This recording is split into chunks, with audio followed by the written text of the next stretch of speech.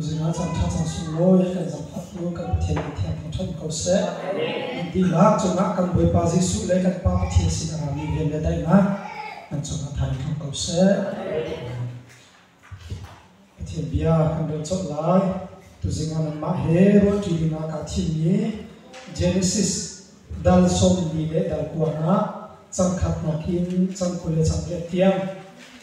Genesis dal som ni le dal kuana chang khat na kin chang kule chang le tiam ma he a tlak mi chiu tha chwa na kha ape na sathian kan mi kan di lam chang bi pa so kan chwa pe ko se kan lam chok lai tu singa pathian bia ro ti dina ka thim mi atlang le akong lam hi sao tuk mi si chit thiam ong zonga hin ha lai mi chu si sadai atoi dip nak le fian kho dem nak hin kan min chim ko lai kan kri zo lai le tu sin chana hin zaida tang tarbak tikin chim ka du ti sia chun pathian du dat ani lo mi pathian asalo le minung mit mai azok lo mi pathian ki ni tang tar tanga pathian bia o mi kha ka ka shop na lai hi ka hin chakop ni papa le ni angai na he chu le ni angai mi na hi achi lai ya ro vu ding bia avu lai na kan za te ra to ka maya kun to chum chu to lo ro bia kan vu ma lai kha chwa na kan pe na la ti ati na he an za pi tin an pa ma yan chwa e jikop ni ro vu mi kha atu dal som ni le dal ko na kan ro ni aza pi kha asi le atoi na tin karel cha khan padang dang chu kan su thing theng ti lai lo i pakhat na ka reu bel chu ka shin masadik mi ka tha za ka thon ne ka shin mi na si kai chong tok mi pang si e ti asina in ati chan ni na khan nakma chu ki i khun chu na kai i ki i khun kha na thu ka ati chu cha Israel mi khun nei ni min chanrel na kam reu be an plot se makha tam pin reu be ka ton bia hi a thok nak lo an thei adok nak an thei ti ro cha min zo na ani la so min lak chu aswal chu lo na han ka ti lu chu aton bia ka an thei ti lo cha zo asimen la ka ro na in appa I khun appa no pi so ti tu pas ta to a chwa lo se to na ke mo Genesis som thum le pa ka ko le ti te kha chika te ka ka ta la e Genesis tu pangal ami kulet ni titinda kan hu ti sia chu Israel kha churam I lewa chun reuben ni khan apa nu pi pakhat bilha chu I pi chu kong chu Israel ni khan ta thei achit o na reuben ni khan apa nu pi bilha chu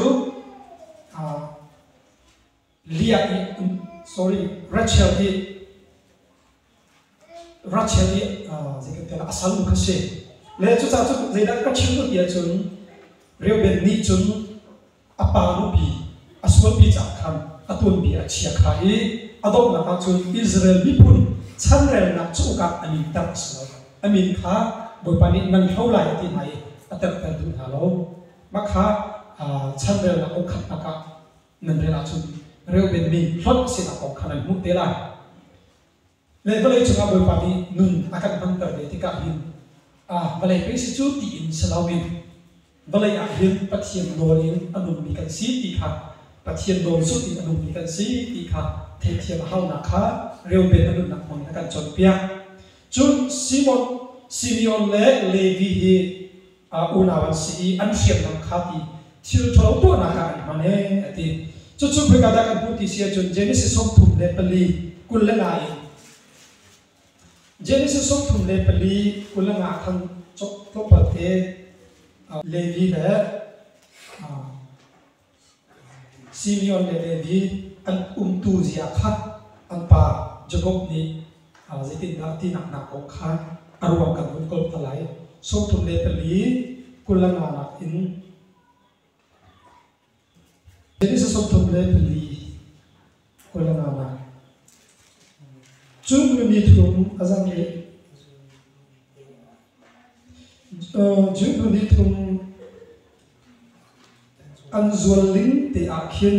Jacob fa papa ni Simeon le Levi din na ta le ni khăn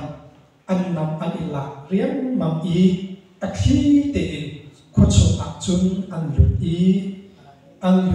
ba viếng tệ khá anh thả đi ha adam mi khăn anh afak mi chu anh tục na ý khuất sông ý thiêu sung lối đeo bốc khá anh lạc đi đi dia kan berarti lain. Nah, kalau zona cinta itu anfarnu dinna ka cukup ni papa pada dia ni na fun pakat tamin alam tu dinna ti dunia alam. Ma dinna ka atui kan cinang mang bi siap pesan sakit siap pesan na sina ka avale akan sakit siap pesan amin tak cu habor Jokop afale o unaw atali ni ang trikeka ang chitahong di chiyaw na yung Simeon le Levi hi zekan kilay puwal siya na ni atay na chuchu zay si tiya chun ang bakal sa kem ni apa hamon ni chun ang lol na ka zay kumasisaw nga Jacob nang funod di hikan du sa apakan pikaw o tiya pumning te ang hal na apa Jacob ni asakaw nupidi nga chun nandu chun jadi kalau cakap apa yang kami nak apa lepas ni Levi le Simon ikan, teruran camkan kelai tu, teruran cam. Cutika, anda kalian timi nak tu, asia cakap, ilakau, asia nak sejen, man makan pek dengan yang colabakan dulu. Cuta kan tu itu, kan mak Hebrew ni bentuk coba ni tandi lain, pak coba ni tandi lain. Coba mana tadi kita mipun kepentukan sila dia angkrokan mami asih ya ani hamor hit ni hamor siang pusat pada apa bahasa kem itu lungkring tein lung ciang tein aham thok tu anpat o dia itu anfanuka ankai kene anlaca anpat sunate anpat maka naik ciem anbahal nai lungkring pekam makan tua dua kan mana dia antimi Cor pada itu nanti ni kasih kau kan kereta lain di angkir ni,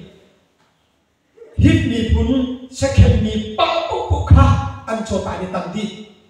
cor pada lewat hin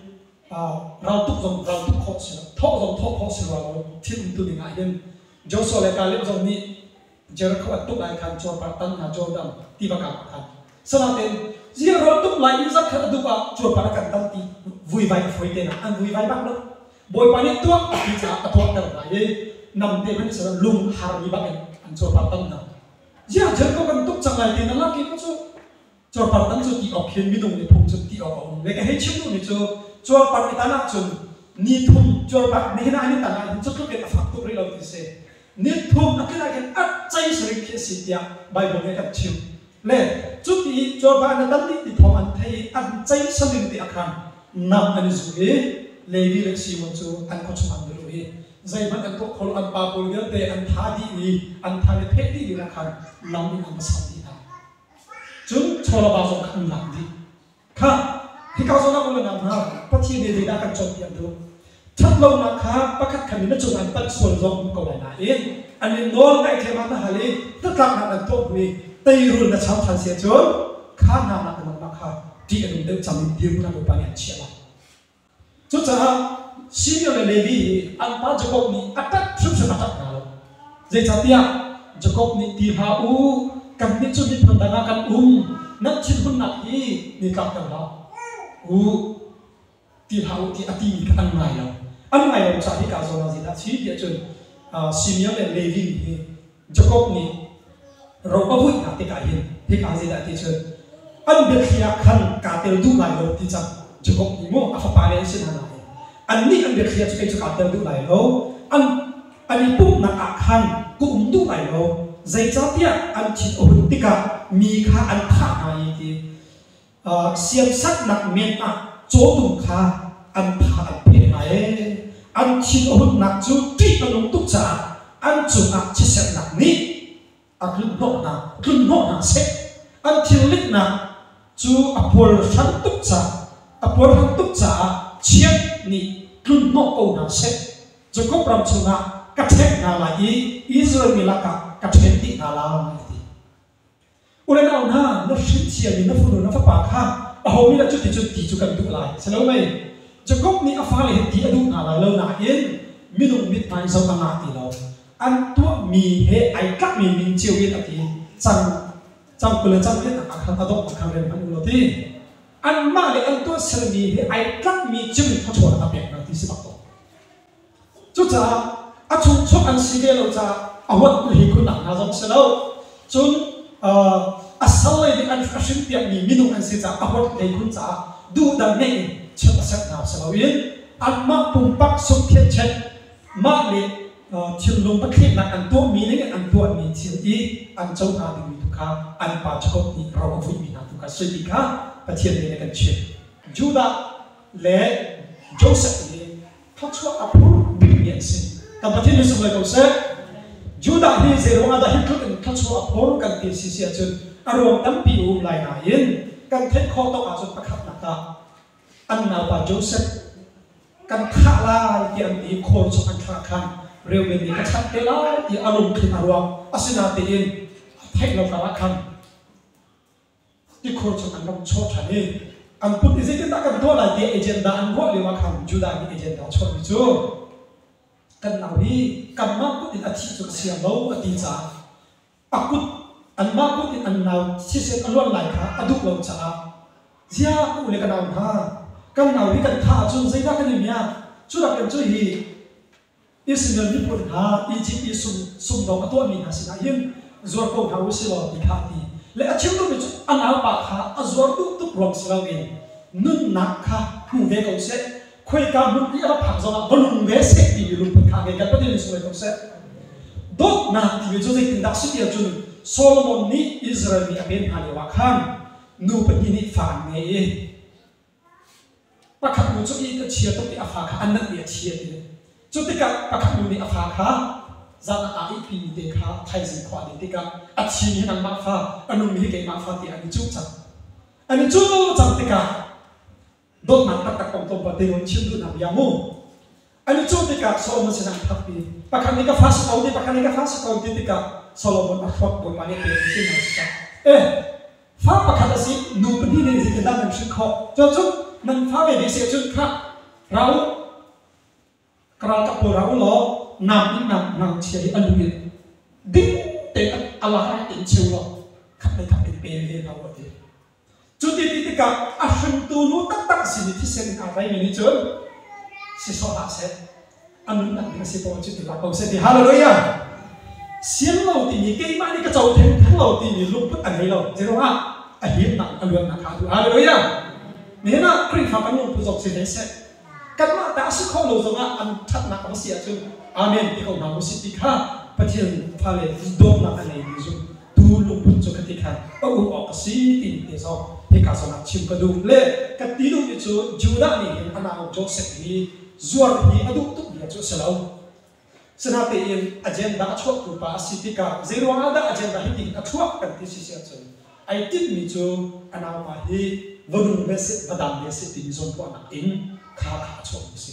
chu ti ka adam ko na ni an ko ti ka atha ko ti an zo na si Joseph le Judah hi atam khun lai zo hanu Judah chu lei pariat in thai ni tiang si Joseph chu kulen hi in kulen na tiang kulen ru tiang khi si le asau ngai an rong vui nam bia thap na long ti si pina at cha chang lo kha sa le zina chim ko du ti si chu kulen na ni han an za ti an ko na chim di ding an chun kan chan le kan thiam na le kan han na le kan sin na ni adai lai lo je ten pathian ni chu akau tu ni sin sa kan bu kho zot te te ka kan so ko na lai Judah hi zero ma da pathian ni Messiah kan kap mi Jesus Christ so tu dinga zero ada tama thi na ti ni arwam tam pi la ka pakha sin chu o u na chu na ama du min in che akau theng lo zo na mi dang zo ko na ka nei vung ve se ta dam ve se adam phot de alun phot a chun zai da ti mi lu phot de kha nei na ka hin asmen la ti hi arwam tam pi u mi la ka pakha la phot se de te ka ro chu na ti si le chu cha chun Joseph hi apani ro avui de ti ka hin tam pi achat na ko tam pi achim le adang ba asel le na te le gat ko ke chu toi te si de an cha be ko Benjamin zong hi a cha be ko sin toi te si achet na zong tam pi achim lo achat na zong tam pi achim lo le achat na lo ten tam pi chim chu Judah le Joseph yes o chu cha chu ka chim du bi chu ni na an pa shing tu pa pakhat asena in shin ni fa le palai ni na hi an pa ni thacho na ro avu na tika hian ka fa le an si ko nan so zo han nan za te thacho ko ko ti in miet na la in ati so so na ro ni zero ada si na te he karwa tika afoi na in kanu na ka kalu ti ka khet ni chu apa thiam shin ni ke chu ti Abraham pathian Isaac pathian Jacob pathian kasi ati tika hian anma Jacob le anma Abraham le ama Esau na ni khan kanma min pathian asiti anti lowe ama pathian tu ni khan anma min tu ka panna zero nada kan ti sia chu kan ni chu string so tu pa din na boi pa ni achia na in minung ji le ro kha kha pakhat na ka che ni selo Abraham ni apa in lo kal tak tu nak se chun chu ba to ki Isaac hi boy pol lo in thil chalo mi punda thi bak lo ni apa do la mai biak thel chu mana apa ni akut atem zong ni on aw mi jisu mui sa ken tu se chu Jacob chu apa ni ro apek ti ka hian Esau ni apa ni tu lo rubiak ti alak di Esau ni khat apa tu lo rubiak ni ti alak di Jacob chu apu laban sin tu akli khwal la si sin ma thwan kha ro ti mi la chua ti ni adam chu Jacob ni apa sina sebuti apek e ahalo ni kha ro halo kha chua halo kapa na kha chua na pe ti kha chua na chu khoi ka na phak zonga India na phak zonga Malaysia na phak zonga nai ken kho ni se ro chu nai ken kho ti lo chu cha Jacob ni apa kha chua kha chau e Esau ni apa ro chau ro mo na do kha chua ta tha de u na na ni na kri fa hi ro a boi ni kan sa di kan se ding sa pathian kha chua kan boi ding se hallelujah ama be ti chu pathian kha chua kan ti ka hin phai sa le thil ri lo mi kan ni kha ma cho e apoi ngai ngai kha chua ti chu sam cha tu ti chu nun ko sang na ni boi pa kha chua se ti nan dam na so ni boi pa kha chua se ti kha le ka chim do mi chu la na kha chua kan ti ka phai sa le thil ri le ti lo aru mi lo ki nan ni kha ma chung la mu za ha zo ka pu biak ma sa ti kha boy ko thong aru mi le se ti ka hin ni cha chola ban nan tak chok ni mai room tak ni chu ni za i lop le boy pa i lo kha sin hallelujah ai hat ni ki ai tun chok ni pa chen nek kha ni room kan sin na jesu kan room kan chu kha sin le ka chim do mi chu ni zinga bale na